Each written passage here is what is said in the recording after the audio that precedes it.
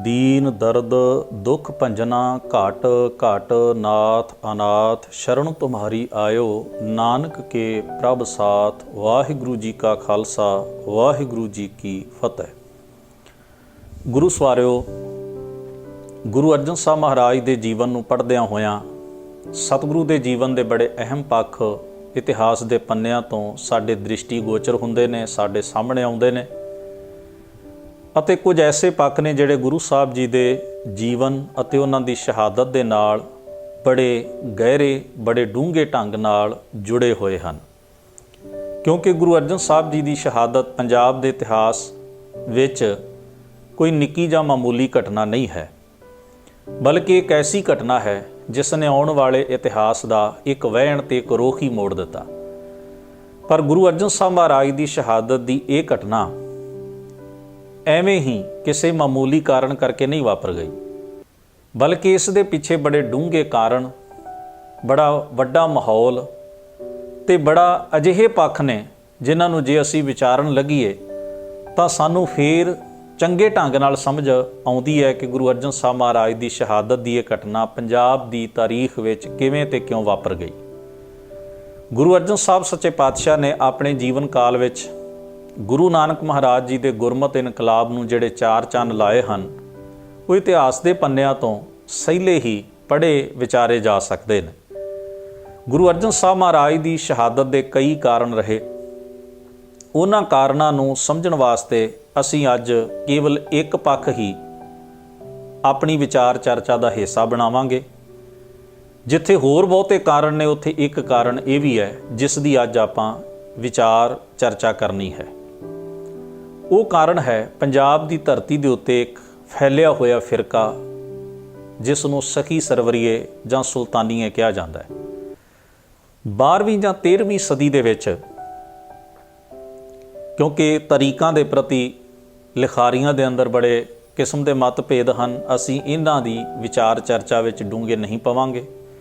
ਕਿਸੇ ਨੇ ਇਸ ਨੂੰ 12ਵੀਂ ਜਾਂ ਕਿਸੇ ਨੇ ਇਸ ਨੂੰ 13ਵੀਂ ਸਦੀ ਲਿਖਿਆ, ਕਿਸੇ ਨੇ 1130 ਲਿਖਿਆ ਤੇ ਕਿਸੇ ਨੇ 1226 ਜਾਂ 1230 ਜਾਂ 1252 ਇਸ ਤਰ੍ਹਾਂ ਕਰਕੇ ਵੀ ਲਿਖਿਆ। ਮੁਲਤਾਨ ਦੇ ਲਾਗੇ ਇੱਕ ਸ਼ਾਹਕੋਟ ਨਾਮ ਦੇ ਅਸਥਾਨ ਦੇ ਉੱਤੇ ਇੱਕ ਵਿਅਕਤੀ ਦਾ ਜਨਮ ਹੋਇਆ ਜਿਸ ਦਾ ਨਾਂ ਹੈ ਹਜ਼ਰਤ ਸੈਯਦ ਅਹਿਮਦ ਸੁਲਤਾਨ। ਹਜ਼ਰਤ ਸੈਯਦ ਅਹਿਮਦ ਸੁਲਤਾਨ, ਜਿਸ ਦੇ ਪਿਤਾ ਦਾ ਨਾਂ ਹਜ਼ਰਤ ਸੈਯਦ ਜੈਨੁਲ ਆਬਿਦ ਹੈ ਤੇ ਮਾਂ ਦਾ ਨਾਂ ਆਇਸ਼ਾ ਹੈ। ਇਸ ਦੇ 3 ਮਤਰੇ ਤੇ ਇੱਕ ਸਕਾ ਭਰਾ ਸੀ। ਪਿਤਾ ਖੇਤੀਬਾੜੀ ਦਾ ਕੰਮ ਕਰਦਾ ਸੀ। ਇਸ ਦਾ ਪਿਤਾ 1120-1126 ਈਸਵੀ ਦੇ ਨੇੜ ਤੇੜ ਬਗਦਾਦ ਤੋਂ ਉੱਠ ਕੇ ਮੁਲਤਾਨ ਦੇ ਇਲਾਕੇ ਸ਼ਾਹਕੋਟ ਦੇ ਏਰੀਏ ਦੇ ਵਿੱਚ, ਇਸ ਇਲਾਕੇ ਦੇ ਵਿੱਚ ਆ ਕੇ ਆਬਾਦ ਹੋਇਆ ਸੀ। ਹਜ਼ਰਤ ਸੈਯਦ ਅਹਿਮਦ ਸੁਲਤਾਨ ਨੂੰ ਆਪਣੇ ਪਰਿਵਾਰ ਵਿੱਚੋਂ ਇਸਲਾਮ ਦੀ ਮੁੱਢਲੀ ਤਾਲੀਮ ਮਿਲੀ, ਸਿੱਖਿਆ ਹਾਸਲ ਹੋਈ। ਪਰਿਵਾਰ ਕਿਸਾਨੀ ਕਰਦਾ ਸੀ। ਸੁਭਾਅ ਦੇ ਪੱਖੋਂ ਸੈਯਦ ਅਹਿਮਦ ਸੁਲਤਾਨ ਬੜਾ ਦਾਨੀ ਕਿਸਮ ਦਾ, ਗਰੀਬਾਂ ਦਾ ਹਮਦਰਦ ਤੇ ਮਦਦਗਾਰ ਸੁਭਾਅ ਦਾ ਸੀ। ਆਪਣੇ ਜੀਵਨ ਦੇ ਵਿੱਚ ਸੈਯਦ ਅਹਿਮਦ ਨੂੰ ਬੜੀਆਂ ਵੱਡੀਆਂ ਹਸਤੀਆਂ ਦੇ ਕੋਲ ਬੈਠ ਕੇ ਇਸਲਾਮ ਦੀ ਤਾਲੀਮ ਤੇ ਸਿੱਖਿਆ ਲੈਣ ਦਾ ਸਬੱਬ ਤੇ ਸੁਭਾਗ ਹਾਸਲ ਹੋਇਆ। ਇਤਿਹਾਸ ਮੁਤਾਬਕ 3 ਐਸੇ ਸਿਲਸਿਲਾ ਜਿਵੇਂ ਸਾਡੇ ਵਿੱਚ ਸੰਪਰਦਾਵਾਂ ਨੂੰ ਕਹਿੰਦੇ ਨੇ, ਵੱਖਰੀਆਂ ਐਸੀਆਂ ਵਿਚਾਰਧਾਰਕ ਸੰਪਰਦਾਵਾਂ ਜਿਹੜੀਆਂ ਕਿਸੇ ਮਜ਼ਹਬ ਵਿੱਚ ਉੱਭਰਦੀਆਂ ਨੇ ਤੇ ਉਹ ਆਪਣੇ ਮੂਲ ਅਕੀਦੇ ਦਾ ਆਪਣੇ ਢੰਗ ਨਾਲ ਪ੍ਰਚਾਰ ਕਰਦੀਆਂ ਨੇ, ਉਹਨਾਂ ਨੂੰ ਇਸਲਾਮ ਵਿੱਚ ਸਿਲਸਿਲਾ ਕਿਹਾ ਜਾਂਦਾ, ਜਿਸ ਨੂੰ ਆਪਾਂ ਫਿਰਕਾ ਵੀ ਕਹਿ ਸਕਦੇ ਹਾਂ। ਇਸਲਾਮ ਦੇ ਕਈ ਫਿਰਕੇ ਨੇ, ਉਹਨਾਂ ਵਿੱਚੋਂ ਸੂਫੀਆਂ ਦੇ ਅੱਗੇ ਕਈ ਫਿਰਕੇ ਨੇ। ਸੂਫੀਆਂ ਦਾ ਇੱਕ ਪ੍ਰਸਿੱਧ ਫਿਰਕਾ ਹੈ ਕਾਦਰੀ, ਜਿਸ ਦੇ ਬੜੇ ਸੁਪ੍ਰਸਿੱਧ ਸ਼ਖਸੀਅਤ ਹੋਏ ਹਜ਼ਰਤ ਅਬਦੁਲ ਕਾਦਰ ਜ਼ਿਲਾਨੀ। ਇਹ ਕਾਦਰੀ ਸਿਲਸਿਲੇ ਨਾਲ ਸੰਬੰਧਿਤ ਸਨ। ਚਿਸ਼ਤੀ ਸੂਫੀਆਂ ਦਾ ਇੱਕ ਬੜਾ ਨਾਮਵਰ ਫਿਰਕਾ ਹੈ। ਚਿਸ਼ਤੀ ਸਿਲਸਿਲੇ ਦੇ ਨਾਲ ਸੰਬੰਧ ਰੱਖਦੇ ਸਨ ਖਵਾਜਾ ਮੁਈਨੁਦੀਨ ਚਿਸ਼ਤੀ। ਇੱਕ ਹੋਰ ਫਿਰਕਾ ਹੈ ਸੂਫੀਆਂ ਦਾ ਜਿਸ ਨੂੰ ਸੁਹਰਾਵਰਦੀ ਕਿਹਾ ਜਾਂਦਾ ਹੈ। ਸੁਹਰਾਵਰਦੀ ਫਿਰਕੇ ਦੇ ਸਨ ਸ਼ੇਖ ਸ਼ਹਾਬੁਦੀਨ ਸੁਹਰਾਵਰਦੀ। ਇਹਨਾਂ ਤਿੰਨ ਮਹਾਨ ਹਸਤੀਆਂ ਦੇ ਨਾਲ ਬੈਠਣ ਦਾ, ਇਹਨਾਂ ਦੀ ਸੋਹਬਤ ਸੰਗਤ ਕਰਨ ਦਾ ਤੇ ਇਹਨਾਂ ਦੇ ਕੋਲੋਂ ਇਸਲਾਮ ਅਤੇ ਹਕੀਕਤ ਮਾਰਫਤ ਦੀ ਤਾਲੀਮ ਲੈਣ ਦਾ ਸੁਭਾਗ ਹਜ਼ਰਤ ਸੈਯਦ ਅਹਿਮਦ ਸੁਲਤਾਨ ਨੂੰ ਹਾਸਲ ਹੋਇਆ। ਇਸਲਾਮ ਦੀ ਇਸ ਸਿੱਖਿਆ ਨੂੰ ਪਾ ਕੇ, ਧਰਮ ਦੀ ਇਸ ਤਾਲੀਮ ਨੂੰ ਲੈ ਕੇ, ਐਸੀਆਂ ਮਹਾਨ ਹਸਤੀਆਂ ਦੀ ਸੋਹਬਤ ਵਿੱਚ ਬੈਠ ਕੇ, ਉਹਨਾਂ ਦੀ ਮਜਲਿਸ ਨੂੰ ਮਾਣ ਕੇ ਬੜਾ ਵੱਡਾ ਇੱਕ ਨਾਮ ਸੈਯਦ ਅਹਿਮਦ ਨੇ ਸਮਾਜ ਦੇ ਵਿੱਚ ਕਮਾਇਆ। ਸੁਭਾਅ ਦੇ ਪੱਖੋਂ ਦਾਨੀ ਹੋਣ ਕਰਕੇ ਇਸ ਨੂੰ ਸਖੀ ਕਿਹਾ ਜਾਂਦਾ ਸੀ। ਸਖੀ ਸਰਵਰ ਸ਼ਬਦ ਦਾ ਵੈਸੇ ਅਰਥ ਹੁੰਦਾ ਹੈ ਜਿਹੜਾ ਵਿਅਕਤੀ ਬੜਾ ਉਦਾਰ ਚਿੱਤ ਹੋਵੇ ਤੇ ਸਭ ਕੁਝ ਦਾਨ ਕਰਨ ਵਾਲਾ ਤੇ ਲੁਟਾ ਦੇਣ ਵਾਲਾ ਹੋਵੇ। ਇਸੇ ਕਰਕੇ ਹਜ਼ਰਤ ਸੈਯਦ ਅਹਿਮਦ ਸੁਲਤਾਨ ਨੂੰ ਸਖੀ ਸਰਵਰ ਵੀ ਕਿਹਾ ਜਾਂਦਾ ਹੈ ਤੇ ਇਸ ਦੇ ਅਨੁਯਾਈਆਂ ਨੂੰ, ਪੈਰੋਕਾਰਾਂ ਨੂੰ ਸਖੀ ਸਰਵਰੀਏ ਕਿਹਾ ਜਾਂਦਾ ਹੈ। ਸੁਲਤਾਨ ਨਾਮ ਨਾਲ ਜੁੜਿਆ ਹੋਣ ਕਰਕੇ ਇਹਨਾਂ ਦੇ ਪੈਰੋਕਾਰਾਂ ਨੂੰ ਸੁਲਤਾਨੀਏ ਵੀ ਕਿਹਾ ਜਾਂਦਾ ਹੈ। ਇਸ ਦੇ ਹੋਰ ਵੀ ਅਨੇਕਾਂ ਨਾਮ ਪ੍ਰਸਿੱਧ ਹੋਏ, ਜਿਸ ਵਿੱਚ ਲਾਲਾਂ ਵਾਲਾ ਪੀਰ, ਲੱਖ ਦਾਤਾ ਪੀਰ, ਨਗਾਹੇ ਵਾਲਾ ਪੀਰ, ਧੌਂਕਲੀਆ ਪੀਰ, ਰੂਹੀਆਂ ਵਾਲਾ, ਇਹੋ ਜਿਹੇ ਬੜੇ ਨਾਮ ਇਹਨਾਂ ਦੇ ਪੈਰੋਕਾਰਾਂ ਵਿੱਚ ਸੈਯਦ ਅਹਿਮਦ ਸੁਲਤਾਨ ਦੇ ਪ੍ਰਸਿੱਧ ਹਨ। ਪਰਿਵਾਰ ਕਿਉਂਕਿ ਕਿਸਾਨੀ ਦਾ ਕਿੱਤਾ ਕਰਦਾ ਸੀ, ਲੇਖਕਾਂ ਨੇ ਇਹ ਵੀ ਲਿਖਿਆ ਹੈ ਵੀ ਪਰਿਵਾਰ ਵਿੱਚ ਜ਼ਮੀਨ ਦੀ ਵੰਡ ਨੂੰ ਲੈ ਕੇ ਰਿਸ਼ਤੇਦਾਰਾਂ ਨਾਲ ਕੁਝ ਤਕਰਾਰ ਵੀ ਹੋਈ ਤੇ ਆਪਣਾ ਘਰ ਪਰਿਵਾਰ ਛੱਡ ਕੇ ਇਹ ਅੱਲਾ ਦੇ ਰਾਹ ਦੇ ਉੱਤੇ ਤੁਰ ਪਏ। ਜੋ ਕੁਝ ਵੀ ਹਾਸਲ ਹੁੰਦਾ ਉਸ ਨੂੰ ਆਲੇ ਦੁਆਲੇ ਵਿੱਚ ਵੰਡ ਦਿੰਦੇ। ਇਸ ਸੁਭਾਅ ਦੇ ਮਾਲਕ ਸੈਯਦ ਅਹਿਮਦ ਸੁਲਤਾਨ ਦੇ ਨਾਲ ਕਈ ਕਿਸਮ ਦੀਆਂ ਕਰਾਮਾਤਾਂ ਉਹਨਾਂ ਦੇ ਅਨੁਯਾਈਆਂ ਤੇ ਪੈਰੋਕਾਰਾਂ ਨੇ ਜੋੜੀਆਂ ਨੇ, ਜਿਹੜੀਆਂ ਕਿ ਤਕਰੀਬਨ ਹਰ ਇੱਕ ਧਾਰਮਿਕ ਹਸਤੀ ਦੇ ਨਾਲ ਉਹਨਾਂ ਦੇ ਪੈਰੋਕਾਰ ਜੋੜਦੇ ਨੇ। ਐਸੀਆਂ ਕਰਾਮਾਤਾਂ ਜਿਨ੍ਹਾਂ ਕਰਾਮਾਤਾਂ ਨੂੰ ਪੈਰੋਕਾਰ ਸਭ ਤੋਂ ਅਜ਼ੀਮ ਸਮਝਦੇ ਹਨ ਜਾਂ ਪਰਾਲੌਕਿਕ ਸਮਝਦੇ ਹਨ, ਐਸੀਆਂ ਪਰਾਲੌਕਿਕ ਜਿਹੜੀਆਂ ਇਸ ਲੋਕ ਵਿੱਚ ਆਮ ਨਹੀਂ ਵਾਪਰਦੀਆਂ, ਤਕਰੀਬਨ ਧਾਰਮਿਕ ਹਸਤੀਆਂ ਨਾਲ ਜੁੜੀਆਂ ਹੋਈਆਂ ਅਸੀਂ ਵੇਖਦੇ ਹਾਂ। ਤਾਂ ਬਹੁਤ ਸਾਰੀਆਂ ਕਰਾਮਾਤਾਂ ਨੇ। ਅਸੀਂ ਇੱਥੇ ਉਹਨਾਂ ਕਰਾਮਾਤਾਂ ਦੀ ਚਰਚਾ ਨਹੀਂ ਕਰ ਰਹੇ ਜਾਂ ਉਹਨਾਂ ਵਿਸ਼ਵਾਸਾਂ ਦੀ ਚਰਚਾ ਨਹੀਂ ਕਰ ਰਹੇ ਜਿਹੜੇ ਇਹਨਾਂ ਦੇ ਪੈਰੋਕਾਰਾਂ ਵਿੱਚ ਪ੍ਰਚਲਿਤ ਨੇ। ਨਗਾਹੇ ਵਾਲਾ ਪੀਰ ਇਹਨਾਂ ਨੂੰ ਕਿਉਂ ਕਿਹਾ ਜਾਂਦਾ ਹੈ? ਡੇਰਾ ਗਾਜ਼ੀ ਖਾਨ ਦੇ ਲਾਗੇ ਨਗਾਹਾ ਇੱਕ ਨਗਰ ਹੈ ਜਿੱਥੇ ਇਹਨਾਂ ਦੀ ਕਬਰ ਬਣੀ ਹੋਈ ਹੈ। ਇਹਨਾਂ ਦੀ ਕਬਰ ਦੇ ਨਾਲ ਇਹਨਾਂ ਦੀ ਪਤਨੀ ਬੀਬੀ ਬਾਈ ਦੀ ਕਬਰ ਬਣੀ ਹੋਈ, ਜਿਸ ਕਰਕੇ ਇਹਨਾਂ ਨੂੰ ਨਗਾਹੇ ਵਾਲਾ ਪੀਰ ਵੀ ਕਿਹਾ ਜਾਂਦਾ ਹੈ। ਧੌਂਕਲੀਆ ਪੀਰ ਵੀ ਕਿਹਾ ਜਾਂਦਾ ਹੈ ਕਿਉਂਕਿ ਵਜ਼ੀਰਾਬਾਦ ਜ਼ਿਲ੍ਹੇ ਦੇ ਵਿੱਚ ਧੌਂਕਲ ਪਿੰਡ ਦੇ ਵਿੱਚ ਇਹਨਾਂ ਨੇ ਕੁਝ ਸਮਾਂ ਆਪਣਾ ਨਿਵਾਸ ਰੱਖਿਆ। ਇਹ ਇਹਨਾਂ ਦੇ ਪ੍ਰਮੁੱਖ ਵੱਡੇ ਪੀਰਖਾਨੇ ਨੇ। ਜਿਉਂ-ਜਿਉਂ ਪੰਜਾਬ ਦੇ ਵਿੱਚ ਇਹਨਾਂ ਦੀ ਮਸ਼ਹੂਰੀ ਹੋਈ, ਤਿਉਂ-ਤਿਉਂ ਦੂਰ ਦਰਾਜ਼ ਨਿੱਕੀਆਂ ਮੋਟੀਆਂ ਹੋਰ ਬ੍ਰਾਂਚਾਂ ਖੁੱਲ੍ਹਦੀਆਂ ਗਈਆਂ ਜਿਨ੍ਹਾਂ ਨੂੰ ਪੀਰਖਾਨੇ ਕਿਹਾ ਜਾਂਦਾ ਹੈ। 1126 ਦੇ ਵਿੱਚ ਕਈਆਂ ਨੇ ਇਹਨਾਂ ਦਾ ਜਨਮ ਮੰਨਿਆ ਤੇ ਕਈਆਂ ਨੇ ਇਸ ਤੋਂ ਬਾਅਦ ਦਾ ਮੰਨਿਆ। ਪਰ ਸਾਡਾ ਇਸ ਜਗ੍ਹਾ ਦੇ ਉੱਤੇ ਮਕਸਦ ਕੇਵਲ ਇਸ ਫਿਰਕੇ ਦੇ ਵਿਸ਼ਵਾਸ ਤੇ ਪਿਛੋਕੜ ਨੂੰ ਥੋੜ੍ਹਾ ਜਿਹਾ ਸਮਝਣਾ ਹੈ ਤਾਂ ਕਿ ਅਸੀਂ ਗੁਰੂ ਅਰਜਨ ਸਾਹਿਬ ਮਹਾਰਾਜ ਦੇ ਸਮੇਂ ਦੇ ਉਹਨਾਂ ਹਾਲਾਤਾਂ ਨੂੰ ਚੰਗੇ ਢੰਗ ਨਾਲ ਸਮਝ ਸਕੀਏ।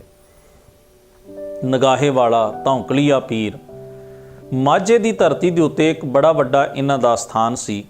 ਪੱਖੋ ਕੇ ਪਿੰਡ ਤਰਨ ਤਾਰਨ ਤੋਂ ਤਕਰੀਬਨ 8-10 ਕਿਲੋਮੀਟਰ ਦੀ ਦੂਰੀ ਦੇ ਉੱਤੇ, ਜਿਸ ਨੂੰ ਸ਼ੇਖ ਫਤਾ ਪੀਰ ਦੀ ਮਜ਼ਾਰ ਜਾਂ ਦਰਗਾਹ ਕਿਹਾ ਜਾਂਦਾ ਹੈ। ਹਾਲਾਂਕਿ ਸ਼ੇਖ ਫਤਾ ਨਾਮ ਦਾ ਕੋਈ ਵਿਅਕਤੀ ਗੁਰੂ ਸਾਹਿਬ ਜੀ ਦੇ ਜੀਵਨ ਕਾਲ ਦੇ ਸਮੇਂ, ਗੁਰੂ ਅਰਜਨ ਸਾਹਿਬ ਦੇ ਸਮੇਂ ਨਹੀਂ ਹੋਇਆ, ਪਰ ਐਸਾ ਕਿਆਸ ਕੀਤਾ ਜਾਂਦਾ ਹੈ ਵੀ ਉੱਥੇ ਬਣੀ ਹੋਈ ਕਬਰ ਸ਼ੇਖ ਫਤਾ ਦੀ ਹੈ ਤੇ ਸ਼ੇਖ ਫਤਾ ਕੋਈ ਇਹਨਾਂ ਦਾ ਪੁਜਾਰੀ ਜਾਂ ਕੋਈ ਭਰਾਈ ਜਾਂ ਇਹਨਾਂ ਦੇ ਸਿਲਸਿਲੇ ਨਾਲ ਸੰਬੰਧਿਤ ਕੋਈ ਫਕੀਰ ਸੀ, ਜਿਸ ਨੇ ਇਸ ਜਗ੍ਹਾ ਦੇ ਉੱਤੇ ਸਖੀ ਸਰਵਰੀਏ ਵਿਸ਼ਵਾਸ ਦਾ ਪ੍ਰਚਾਰ ਕੀਤਾ ਤੇ ਉੱਥੇ ਉਸ ਦਾ ਪੀਰਖਾਨਾ ਬਣਿਆ ਹੋਇਆ ਹੈ। ਔਰ ਮਾਝੇ ਦੇ ਬਹੁਤਾਤ ਲੋਕ ਆਲੇ ਦੁਆਲੇ ਦੇ ਉਸ ਪੀਰਖਾਨੇ ਦੀ ਨਿਆਜ਼ ਦਿੰਦੇ, ਹਾਜ਼ਰੀ ਭਰਦੇ ਤੇ ਉੱਥੇ ਆਪਣੇ ਵਿਸ਼ਵਾਸ ਮੁਤਾਬਕ ਉਸ ਨਾਲ ਜੁੜੇ ਹੋਏ ਸਨ। ਇਹ ਫਿਰਕਾ ਕੋਈ ਬਹੁਤਾ ਕੱਟੜ ਫਿਰਕਾ ਨਹੀਂ ਸੀ। ਹਿੰਦੂ ਤੇ ਮੁਸਲਮਾਨ ਦੋਵੇਂ ਤਰ੍ਹਾਂ ਦੇ ਲੋਕ ਹੀ ਇਸ ਫਿਰਕੇ ਦੇ ਅਨੁਯਾਈ ਸਨ। ਆਮ ਵਿਅਕਤੀ ਧਰਮ ਨੂੰ ਇਸ ਦ੍ਰਿਸ਼ਟੀ ਨਾਲ ਵੇਖਦਾ ਹੈ ਕਿ ਉਸ ਦੇ ਮਨ ਦੀਆਂ ਇੱਛਾਵਾਂ ਪੂਰੀਆਂ ਹੋਣਗੀਆਂ, ਜੀਵਨ ਦੇ ਦੁੱਖਾਂ ਤੋਂ ਉਸ ਨੂੰ ਮੁਕਤੀ ਮਿਲੇਗੀ, ਮਰਨ ਤੋਂ ਬਾਅਦ ਉਸ ਨੂੰ ਮੁਕਤੀ ਮਿਲੇਗੀ, ਸਵਰਗ ਮਿਲੇਗਾ। ਐਸੇ ਬਹੁਤ ਸਾਰੇ ਜੀਵਨ ਦੇ ਦੁੱਖਾਂ ਤੋਂ ਛੁਟਕਾਰਾ ਪਾਉਣ ਲਈ ਮਨੁੱਖ ਹਰ ਚਾਰਾ ਜੋਈ ਕਰਦਾ ਹੈ। ਕੋਈ ਪਦਾਰਥ ਦਾ ਸਹਾਰਾ ਲੈਂਦਾ ਤੇ ਕੋਈ ਅਧਿਆਤਮਕਵਾਦ ਦਾ ਆਸਰਾ ਲੈਂਦਾ ਹੈ। ਅਜਿਹੇ ਕੁਝ ਵਿਸ਼ਵਾਸ ਹੀ ਲੋਕਾਂ ਨੂੰ ਇੱਕ ਜਗ੍ਹਾ ਤੇ ਇਕੱਠਿਆਂ ਕਰ ਦਿੰਦੇ ਨੇ, ਭਾਵੇਂ ਉਹਨਾਂ ਦੇ ਮਜ਼ਹਬ ਵੱਖਰੇ ਵੱਖਰੇ ਹੋਣ, ਉਹਨਾਂ ਦੀ ਬੋਲੀ ਵੱਖਰੀ ਵੱਖਰੀ ਹੋਏ, ਉਹਨਾਂ ਦਾ ਪਹਿਰਾਵਾ ਵੱਖਰਾ ਵੱਖਰਾ ਹੋਏ, ਉਹਨਾਂ ਦਾ ਕਲਚਰ ਸੱਭਿਆਚਾਰ ਵੀ ਵੱਖਰਾ ਵੱਖਰਾ ਹੋਏ, ਇੱਥੋਂ ਤੱਕ ਉਹਨਾਂ ਦੇ ਰੂਪ ਰੰਗ ਨਸਲ ਦਾ ਵੀ ਫਰਕ ਹੋਏ, ਤਾਂ ਵੀ ਉਹ ਕਈ ਵਾਰ ਇੱਕ ਵਿਸ਼ਵਾਸ ਕਰਕੇ ਇੱਕ ਜਗ੍ਹਾ ਤੇ ਇਕੱਠੇ ਹੋ ਜਾਂਦੇ ਨੇ। ਤੋ ਹਿੰਦੂ ਤੇ ਮੁਸਲਮਾਨਾਂ ਦੇ ਵਿੱਚ ਇਹ ਫਿਰਕਾ ਬੜਾ ਹਰਮਨ ਪਿਆਰਾ ਰਿਹਾ ਔਰ ਬੜੀ ਦੂਰ ਦਰਾਜ਼ ਤੱਕ ਇਹਨਾਂ ਦਾ ਪ੍ਰਚਾਰ ਸੀ। ਜਦੋਂ ਅਸੀਂ ਇਤਿਹਾਸ ਦੇ ਪੰਨਿਆਂ ਨੂੰ ਪੜ੍ਹਦੇ ਹਾਂ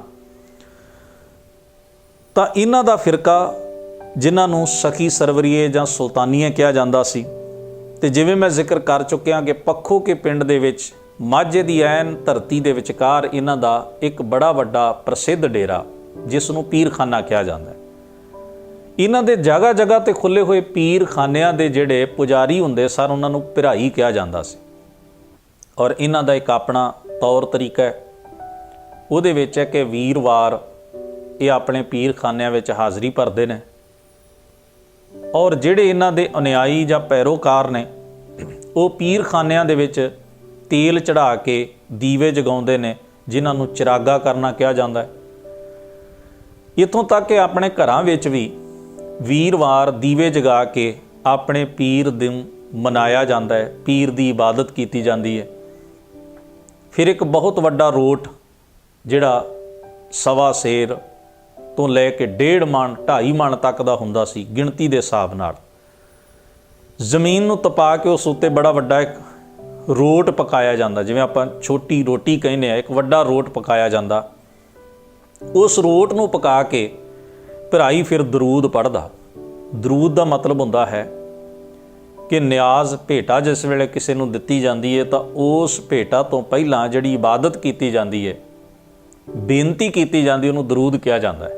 ਦਰੂਦ ਪੜ੍ਹਦਾ, ਥੋੜ੍ਹਾ ਜਿਹਾ ਹਿੱਸਾ ਉਹ ਆਪਣੇ ਕੋਲ ਰੱਖਦਾ ਤੇ ਬਾਕੀ ਰੋਟ ਜਿਹੜਾ ਸੀ ਉਹ ਸਾਰੇ ਪੈਰੋਕਾਰਾਂ, ਅਨੁਯਾਈਆਂ ਤੇ ਸ਼ਰਧਾਲੂਆਂ ਵਿੱਚ ਵੰਡ ਦਿੱਤਾ ਜਾਂਦਾ।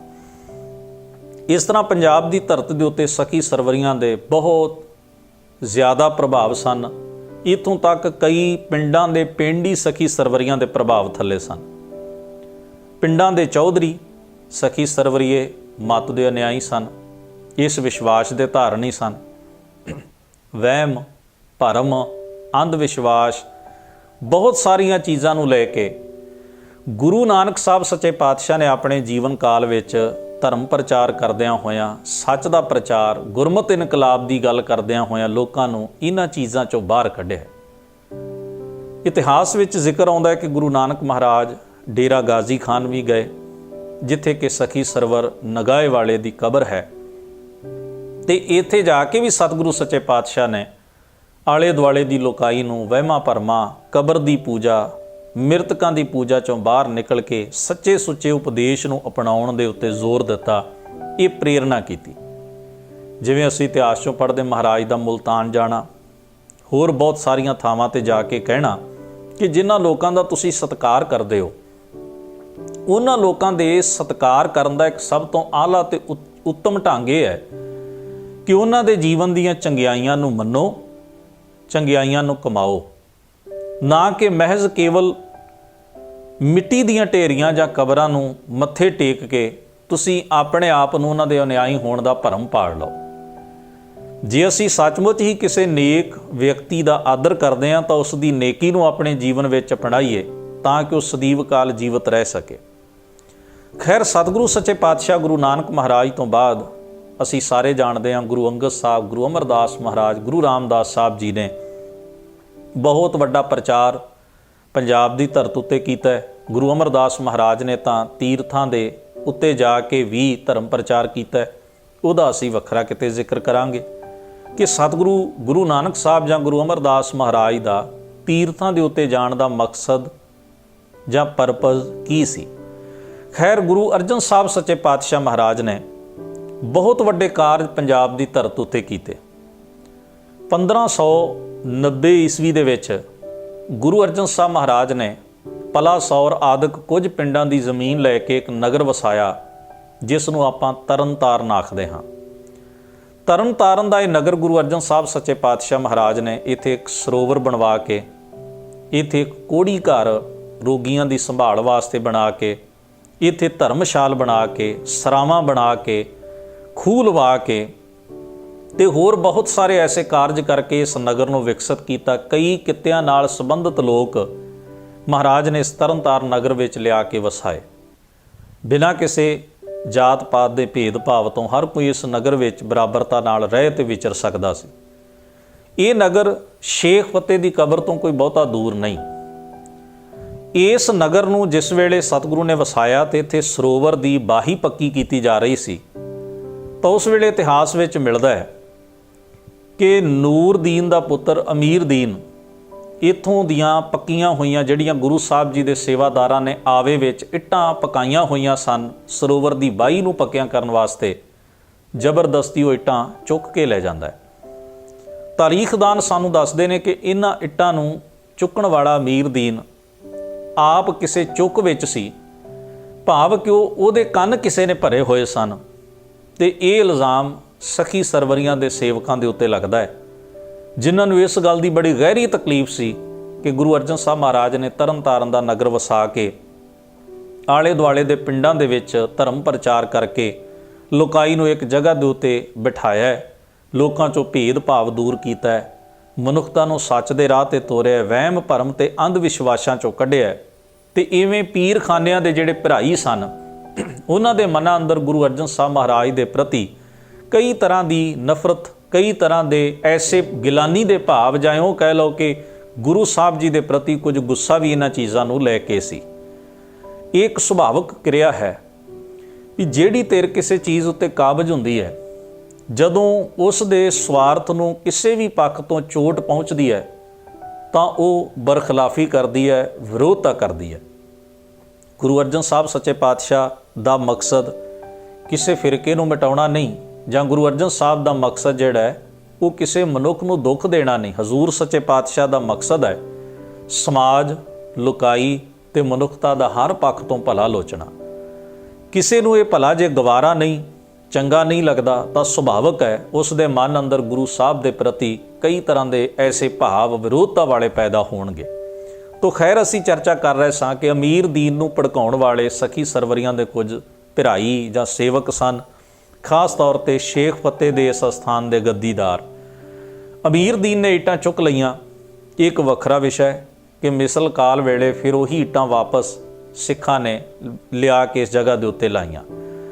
ਪਰ ਇਸ ਘਟਨਾ ਤੋਂ ਸਾਨੂੰ ਇੰਨੀ ਟੋਹ ਮਿਲ ਜਾਂਦੀ ਹੈ ਕਿ ਗੁਰੂ ਅਰਜਨ ਸਾਹਿਬ ਮਹਾਰਾਜ ਦੇ ਜੀਵਨ ਵਿੱਚ ਵੀ ਆਮ ਤੌਰ 'ਤੇ ਵਿਚਰਦਿਆਂ ਉਹਨਾਂ ਦੇ ਕਾਰਜ ਵਿੱਚ ਕਈ ਤਰ੍ਹਾਂ ਦੇ ਅੜਿੱਕੇ ਤੇ ਰੁਕਾਵਟਾਂ ਸਖੀ ਸਰਵਰੀਆਂ ਦੇ ਪੈਰੋਕਾਰਾਂ ਵੱਲੋਂ ਖੜੀਆਂ ਕੀਤੀਆਂ ਗਈਆਂ। ਇੱਕ ਹੋਰ ਘਟਨਾ ਗੁਰੂ ਅਰਜਨ ਸਾਹਿਬ ਦੇ ਵਕਤ ਦੀ ਸਾਨੂੰ ਇਤਿਹਾਸ ਵਿੱਚੋਂ ਮਿਲਦੀ ਹੈ। ਮਾਝੇ ਦਾ ਇੱਕ ਪਿੰਡ ਹੈ ਖਾਨਪੁਰ। ਇਸ ਪਿੰਡ ਵਿੱਚ ਮਹਾਰਾਜ ਸੱਚੇ ਪਾਤਸ਼ਾਹ ਧਰਮ ਪ੍ਰਚਾਰ ਕਰਦਿਆਂ ਹੋਇਆਂ ਪਹੁੰਚੇ ਤਾਂ ਨਗਰ ਦੇ ਲੋਕਾਂ ਨੇ ਗੁਰੂ ਸਾਹਿਬ ਦਾ ਬੜਾ ਵਿਰੋਧ ਕੀਤਾ। ਵਿਰੋਧ ਕਰਨ ਦਾ ਕਾਰਨ ਇਹ ਸੀ ਵੀ ਪਿੰਡ ਦੇ ਚੌਧਰੀ, ਅਮੀਰ ਤੇ ਬਹੁਤੇ ਲੋਕ ਜਿਹੜੇ ਸਨ ਉਹ ਸਖੀ ਸਰਵਰੀਏ ਸਨ ਤੇ ਗੁਰੂ ਸਾਹਿਬ ਜੀ ਦੀ ਵਿਰੋਧਤਾ ਕਰਕੇ ਉਹਨਾਂ ਨੇ ਮਹਾਰਾਜ ਨੂੰ ਨਗਰ ਦੇ ਵਿੱਚ ਕਿਸੇ ਵੀ ਤਰ੍ਹਾਂ ਨਾਲ ਦਾਖਲ ਨਹੀਂ ਹੋਣ ਦਿੱਤਾ। ਫਿਰ ਇਹ ਵੀ ਲਿਖਿਆ ਮਿਲਦਾ ਹੈ ਕਿ ਉੱਥੇ ਇੱਕ ਬੜਾ ਗਰੀਬੜਾ ਜਿਹਾ ਵਿਅਕਤੀ ਸੀ ਜਿਹੜਾ ਆਪਣੀ ਕਿਰਤ ਕਰਕੇ ਗੁਜ਼ਾਰਾ ਕਰਦਾ ਸੀ, ਜਿਸ ਦਾ ਨਾਮ ਭਾਈ ਹੇਮਾ ਕਰਕੇ ਪ੍ਰਸਿੱਧ ਹੈ। ਮਹਾਰਾਜ ਸੱਚੇ ਪਾਤਸ਼ਾਹ ਦੀ ਉਸਨੇ ਆਓ ਭਗਤ ਕੀਤੀ, ਸੇਵਾ ਕੀਤੀ, ਆਦਰ ਕੀਤਾ ਤੇ ਗੁਰੂ ਗਰੀਬ ਨਵਾਜ ਨੇ ਉਸ ਨੂੰ ਬਹੁਤ ਸਾਰੀਆਂ ਅਸੀਸਾਂ ਬਖਸ਼ੀਆਂ ਤੇ ਭਾਈ ਹੇਮੇ ਦਾ ਨਾਮ ਇੱਕ ਪ੍ਰਸਿੱਧ ਸਿੱਖ ਵਜੋਂ ਇਤਿਹਾਸ ਵਿੱਚ ਦਰਜ ਹੋਇਆ। ਐਸੀਆਂ ਹੋਰ ਵੀ ਸਾਨੂੰ ਘਟਨਾਵਾਂ ਇਤਿਹਾਸ ਵਿੱਚ ਦਰਜ ਹੋਈਆਂ ਗਾਹੇ ਬਗਾਏ ਮਿਲਦੀਆਂ ਨੇ, ਜਿੱਥੇ ਸਖੀ ਸਰਵਰ ਮਤ ਨਾਲ ਸੰਬੰਧ ਰੱਖਣ ਵਾਲੇ ਲੋਕਾਂ ਨੇ ਗੁਰੂ ਅਰਜਨ ਸਾਹਿਬ ਮਹਾਰਾਜ ਦੀ ਸਿੱਧੀ ਵਿਰੋਧਤਾ ਵੀ ਕੀਤੀ ਤੇ ਗੁਰੂ ਅਰਜਨ ਸਾਹਿਬ ਮਹਾਰਾਜ ਦੇ ਸਿੱਖਾਂ ਦੀ ਵਿਰੋਧਤਾ ਵੀ ਕਈ ਥਾਈਂ ਕੀਤੀ, ਰੁਕਾਵਟਾਂ ਖੜੀਆਂ ਕੀਤੀਆਂ। ਗੁਰੂ ਸਾਹਿਬ ਜੀ ਦੇ ਅਤੇ ਸਿੱਖਾਂ ਦੇ ਜੀਵਨ ਜਾਂ ਉਹਨਾਂ ਦੇ ਕਾਰਜਾਂ ਦੇ ਵਿੱਚ ਕਈ ਤਰ੍ਹਾਂ ਦੇ ਅੜਿੱਕੇ ਡਾਉਣ ਦੀ ਕੋਸ਼ਿਸ਼ ਜਿਹੜੀ ਹੈ ਗਾਹੇ ਬਗਾਹੇ ਉਹ ਕਰਦੇ ਰਹੇ। ਇਹ ਫਿਰਕਾ ਬੜੀ ਵੱਡੀ ਪੱਧਰ ਦੇ ਉੱਤੇ ਪੰਜਾਬ ਵਿੱਚ ਫੈਲਿਆ ਹੋਇਆ ਤੇ ਜਿਵੇਂ ਮੈਂ ਪਹਿਲਾਂ ਦੱਸ ਚੁੱਕਿਆ ਵੀ ਕਈ ਹਿੰਦੂ ਤੇ ਮੁਸਲਮਾਨ ਸਾਂਝੇ ਰੂਪ ਵਿੱਚ ਇਸ ਫਿਰਕੇ ਦੇ ਪੈਰੋਕਾਰ ਸਨ। ਕੁਝ ਵਿਚਾਰਵਾਨਾਂ ਨੇ ਇਸ ਫਿਰਕੇ ਨੂੰ ਵਾਚਦਿਆਂ ਇਸ ਦੇ ਤਾਰੀਖ ਜਾਂ ਇਸ ਦੇ ਪ੍ਰਭਾਵ ਨੂੰ ਪੰਜਾਬ ਦੀ ਧਰਤੀ ਦੇ ਉੱਤੇ ਜੋ ਇਸ ਦਾ ਪ੍ਰਭਾਵ ਰਿਹਾ ਹੈ, ਉਸ ਨੂੰ ਬੜੇ ਡੂੰਘੇ ਢੰਗ ਨਾਲ ਵਾਚਦਿਆਂ ਹੋਇਆਂ ਇਹ ਵੀ ਨਿਰਣਾ ਤੇ ਇਹ ਵੀ ਤੱਥ ਕੱਢਿਆ ਕਿ ਹਿੰਦੂਆਂ ਨੂੰ ਹੌਲੀ ਹੌਲੀ ਇਸਲਾਮ ਵਾਲੇ ਪਾਸੇ ਤਬਦੀਲ ਕਰਨ ਤੇ ਕਨਵਰਟ ਕਰਨ ਵਾਸਤੇ ਇਹ ਫਿਰਕਾ ਪੰਜਾਬ ਵਿੱਚ ਬੜਾ ਅਹਿਮ ਤੇ ਮੋਹਰੀ ਰੋਲ ਅਦਾ ਕਰਦਾ ਰਿਹਾ ਹੈ। ਖੈਰ, ਅਸੀਂ ਜਿਸ ਵੇਲੇ ਗੁਰੂ ਅਰਜਨ ਸਾਹਿਬ ਮਹਾਰਾਜ ਦਾ ਜੀਵਨ ਪੜ੍ਹਦੇ ਹਾਂ ਤਾਂ ਗੁਰੂ ਅਰਜਨ ਸਾਹਿਬ ਦੇ ਜੀਵਨ ਵਿੱਚ 3 ਮਹਾਨ ਸਿੱਖਾਂ ਦਾ ਜ਼ਿਕਰ ਆਉਂਦਾ ਹੈ। ਪਹਿਲਾ ਹੈ ਝਬਾਲ ਪਿੰਡ ਦਾ ਰਹਿਣ ਵਾਲਾ ਚੌਧਰੀ ਲੰਗਾ। ਚੌਧਰੀ ਲੰਗਾ ਅਬੁਲ ਖੈਰ ਦਾ ਪੁੱਤਰ ਸੀ। ਪੱਟੀ ਦੇ ਪਰਗਣੇ ਦੇ 84 ਪਿੰਡਾਂ ਦੀ ਚੌਧਰ ਭਾਈ ਲੰਗਾਲ ਦੇ ਕੋਲ ਸੀ ਤੇ ਲੰਗਾ ਖੁਦ ਸਖੀ ਸਰਵਰੀਆਂ ਦਾ ਇਸ ਇਲਾਕੇ ਵਿੱਚ ਬੜਾ ਵੱਡਾ ਤਕੜਾ ਮੁਖੀ ਸੀ। ਹੁਣ ਤੁਸੀਂ ਅੰਦਾਜ਼ਾ ਲਾ ਸਕਦੇ ਹੋ, 24 ਪਿੰਡਾਂ ਦੀ ਚੌਧਰ ਹੋਵੇ, 84 ਪਿੰਡਾਂ ਦੀ ਚੌਧਰ ਹੋਵੇ ਤੇ 84 ਪਿੰਡਾਂ ਦਾ ਚੌਧਰੀ ਜੇ ਸਖੀ ਸਰਵਰੀਆਂ ਦਾ ਨਿਆਈ ਹੈ ਤੇ ਉਸ ਦੇ ਹੇਠਲੇ ਜਾਂ ਆਲੇ ਦੁਆਲੇ ਦੇ ਲੋਕਾਂ ਵਿੱਚ ਉਸ ਦਾ ਕਿੱਡਾ ਵੱਡਾ ਪ੍ਰਭਾਵ ਹੋਏਗਾ। ਤੇ ਜਿਸ ਵੇਲੇ ਚੌਧਰੀ ਲੰਗਾ ਨੇ ਗੁਰੂ ਅਰਜਨ ਸਾਹਿਬ ਮਹਾਰਾਜ ਦੇ ਕੋਲੋਂ ਸਿੱਖੀ ਧਾਰਨ ਕਰ ਲਈ ਤਾਂ ਇੱਕ ਬੜਾ ਵੱਡਾ ਮਾਝੇ ਦੀ ਧਰਤੀ ਦੇ ਉੱਤੇ ਇਹ ਪਲਟਾ ਸੀ। ਇੱਕ ਹੋਰ ਮਹਾਨ ਸਿੱਖ ਦਾ ਜ਼ਿਕਰ ਅਸੀਂ ਇਤਿਹਾਸ ਵਿੱਚ ਪੜ੍ਹਦੇ ਹਾਂ, ਉਹ ਹੈ ਦੁਆਬੇ ਦੇ ਰਹਿਣ ਵਾਲੇ ਪਿੰਡ ਕੰਗ ਮਾਈ ਦਾ ਭਾਈ ਤੀਰਥਾ। ਭਾਈ ਤੀਰਥਾ ਜਿਸ ਨੂੰ ਭਾਈ ਮੰਝ ਵੀ ਕਿਹਾ ਜਾਂਦਾ ਹੈ। ਦਰਅਸਲ ਮੰਝ ਜਾਂ ਮੰਝਕੀ ਰਾਜਪੂਤਾਂ ਦੀ ਇੱਕ ਗੋਤ ਹੈ ਤੇ ਉਸ ਗੋਤ ਦੇ ਨਾਮ ਦੇ ਉੱਤੇ ਉਹਨਾਂ ਦਾ ਨਾਮ ਭਾਈ ਮੰਝ ਇਤਿਹਾਸ ਵਿੱਚ ਪ੍ਰਚਲਿਤ ਹੋ ਗਿਆ। ਵੈਸੇ ਉਹਨਾਂ ਦਾ ਨਾਮ ਇਤਿਹਾਸ ਵਿੱਚ ਭਾਈ ਤੀਰਥਾ ਕਰਕੇ ਲਿਖਿਆ। ਭਾਈ ਤੀਰਥਾ ਗੜ੍ਹ ਸ਼ੰਕਰ ਦੇ ਰਹਿਣ ਵਾਲੇ ਭਾਈ ਤਿਲਕਾ ਜੀ ਦੇ ਸੰਪਰਕ ਵਿੱਚ ਆ ਕੇ ਗੁਰੂ ਸਾਹਿਬ ਜੀ ਦੀ ਸਿੱਖੀ ਦਾ ਅਨੁਯਾਈ ਬਣਿਆ। ਇਹ ਆਪਣੇ ਸੰਗ ਦੇ ਨਾਲ ਸਖੀ ਸਰਵਰੀਆਂ ਦੇ ਯਾਤਰਾ ਨੂੰ ਜਾ ਰਿਹਾ ਸੀ ਨਗਾਹੇ ਨੂੰ, ਤੇ ਅੰਮ੍ਰਿਤਸਰ ਵਿੱਚ ਰੁਕਿਆ ਤੇ ਗੁਰੂ ਅਰਜਨ ਸਾਹਿਬ ਦੀ ਸੋਭਤ ਸੰਗਤ ਪਾ ਕੇ ਇਸ ਨੇ ਸਿੱਖੀ ਧਾਰਨ ਕਰ ਲਈ। ਤੀਸਰਾ ਇੱਕ ਵਿਅਕਤੀ ਇਤਿਹਾਸ ਵਿੱਚ ਸਾਨੂੰ ਮਿਲਦਾ ਹੈ, ਬਠਿੰਡਾ ਜ਼ਿਲ੍ਹੇ ਦੇ ਫਫੜੇ ਪਿੰਡ ਦਾ ਰਹਿਣ ਵਾਲਾ ਭਾਈ ਬਹਿਲੋ। ਭਾਈ ਬਹਿਲੋ ਇਹ ਵੀ ਸਖੀ ਸਰਵਰ ਮੱਤ ਦਾ ਬਹੁਤ ਵੱਡਾ ਅਨੁਯਾਈ ਸੀ।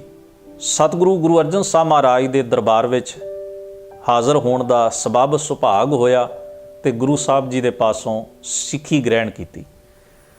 ਤੇ ਇਹ ਮੈਂ 3 ਗੁਰਸਿੱਖਾਂ ਦਾ ਨਾਮ ਇਸ ਕਰਕੇ ਤੁਹਾਡੇ ਸਨਮੁਖ ਲਿਆ ਵੀ ਇਹਨਾਂ ਤਿੰਨਾਂ ਹੀ ਸਿੱਖਾਂ ਦਾ ਪਿਛੋਕੜ ਸਖੀ ਸਰਵਰੀਆਂ ਨਾਲ ਜੁੜਿਆ ਹੋਇਆ।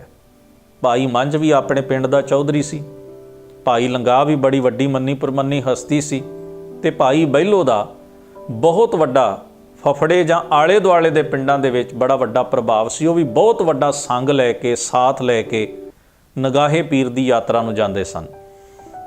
ਹੁਣ ਤੁਸੀਂ ਇੱਥੋਂ ਅੰਦਾਜ਼ਾ ਲਾ ਸਕਦੇ ਹੋ, ਮਾਝੇ, ਮਾਲਵੇ ਤੇ ਦੁਆਬੇ ਤਿੰਨਾਂ ਹੀ ਪੰਜਾਬ ਦੀਆਂ ਇਹਨਾਂ ਬੈਲਟਾਂ ਦੇ ਵਿੱਚੋਂ, ਤਿੰਨਾਂ ਹੀ ਖਿੱਤਿਆਂ ਦੇ ਵਿੱਚੋਂ ਬੜੇ ਵੱਡੇ ਮੁਖੀ ਵਿਅਕਤੀ ਸਖੀ ਸਰਵਰੀਆਂ ਦੇ ਗੁਰੂ ਅਰਜਨ ਸਾਹਿਬ ਜੀ ਦੇ ਸਮੇਂ ਸਿੱਖੀ ਮੰਡਲ ਵਿੱਚ ਆ ਜਾਂਦੇ ਨੇ, ਸਿੱਖੀ ਦਾਇਰੇ ਵਿੱਚ ਆ ਜਾਂਦੇ ਨੇ। ਔਰ ਉਹ ਵੀ ਕੋਈ ਸਧਾਰਨ ਵਿਅਕਤੀ ਨਹੀਂ, ਸਗੋਂ ਬੜੇ ਮੰਨੇ ਪ੍ਰਮੰਨੇ ਸਮਾਜ ਵਿੱਚ ਪ੍ਰਤਿਸ਼ਠਿਤ ਪਤਵੰਤੇ ਸੱਜਣ। ਜਦੋਂ ਐਸੇ ਵਿਅਕਤੀ ਸਿੱਖੀ ਦੇ ਦਾਇਰੇ ਵਿੱਚ ਆ ਕੇ ਸਿੱਖੀ ਧਾਰਨ ਕਰਦੇ ਨੇ ਤਾਂ ਸੁਭਾਵਿਕ ਹੈ ਇਸ ਨਾਲ ਸਖੀ ਸਰਵਰੀਆਂ ਦੇ ਪੁਜਾਰੀਆਂ ਨੂੰ ਤੇ ਉਹਨਾਂ ਦੇ ਪੰਜਾਬ ਵਿੱਚ ਕੰਮ ਕਰਦੇ ਸਥਾਪਤ ਆਗੂਆਂ ਨੂੰ ਦਿਲੀ ਤਕਲੀਫ ਸੁਭਾਵਿਕ ਹੀ ਹੋਈ ਹੋਵੇਗੀ।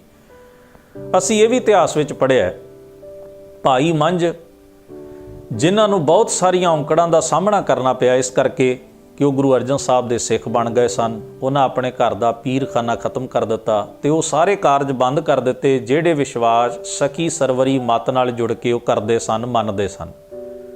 ਤੇ ਇਸ ਦਾ ਉਹਨਾਂ ਨੂੰ ਬਹੁਤ ਵੱਡਾ ਹਰਜਾਨਾ ਵੀ ਤਾਰਨਾ ਪਿਆ। ਉਹਨਾਂ ਦੀ ਚੌਧਰ ਵੀ ਚਲੀ ਗਈ, ਹੋਰ ਵੀ ਬੜੀਆਂ ਤਕਲੀਫਾਂ ਤੇ ਬਾਈਕਾਟ, ਜਿਸ ਨੂੰ ਆਪਾਂ ਕਹਿੰਦੇ ਬਰਾਦਰੀ 'ਚੋਂ ਛੇਕ ਦੇਣਾ, ਐਸੇ ਬਹੁਤ ਕੁਝ ਉਹਨਾਂ ਨੂੰ ਤਕਲੀਫਾਂ ਤੇ ਦੁੱਖ ਆਪਣੇ ਜੀਵਨ ਵਿੱਚ ਇਸ ਕਰਕੇ ਵੇਖਣੇ ਪਏ ਕਿ ਉਹਨਾਂ ਨੇ ਸਖੀ ਸਰਵਰ ਮੱਤ ਨੂੰ ਤਿਆਗ ਦਿੱਤਾ।